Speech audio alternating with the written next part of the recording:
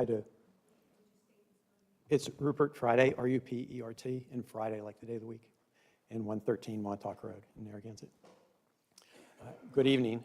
Actually, it's a little later than evening. Thanks for this opportunity to comment. And I'm speaking as a resident tonight. As has been discussed, nearly all of the zoning ordinance changes in front of you implement changes required by state legislation. The council is proposing 2 changes to what was drafted by the planning board, and I suggest that one of the council's proposed changes requiring year-long leases improves housing affordability in town. And the other, removing sellers from calculations for FAR, will have the opposite impact and will reduce affordability for our houses. I hope that since the hearing on May 19th, you had an opportunity to look at the 2 houses that I sent you information for that are being constructed. And if you did, you saw that FAR is not preventing people from building very large additions to their houses on small lots.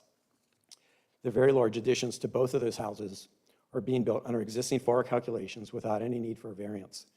And both of those houses have cellars.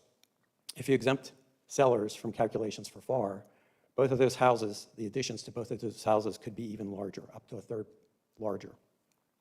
So I ask you to keep cellars in FAR calculations, at least until you workshop changes to FAR, as I believe you are committed to doing.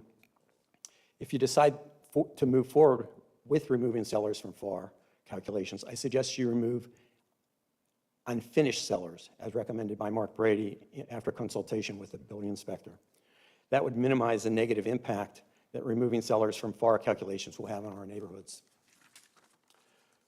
However, I want to raise a legal process point. If we remove cellars, I want to point out that that proposal is a significant change to the zoning ordinance that has not been to the planning board for review as required by state legislation. Every other aspect of this ordinance in front of you has been reviewed by the planning board and is implementing changes as been discussed in state legislation, except removing cellars from FAR. If you retain that additional change being proposed, I believe the council needs to send this back to the planning board for review as required by state law. Instead of that procedural delay, I suggest you pass the ordinance in front of you without revision to remove the cellars from the FAR calculations.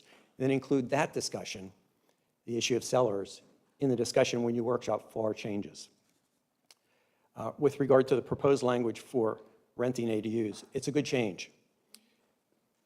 It's a good affordability addition, enabling seniors to age in place. I suggest modifying it for situations when the property owner is living in the ADU and renting the house. This is an important affordability strategy for seniors who have an ADU or want to add an ADU to their house and then live in the ADU and rent the house.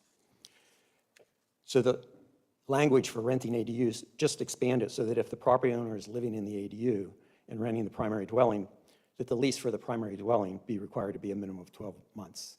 I believe that that extension sort of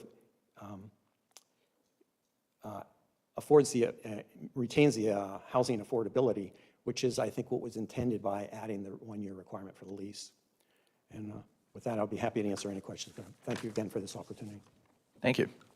Does anyone have any questions for Rupert while he's up here? Rupert, would you have any color and context surrounding the conversation between Chairman Brady and Wayne regarding the unfinished? Yeah, I wasn't involved in that conversation, so I really can't add to it. I just know that at the May 19 hearing, Mr. Brady said that he recommended this and he had this conversation with Wayne. So. Okay, thank you. Yep. Thank you.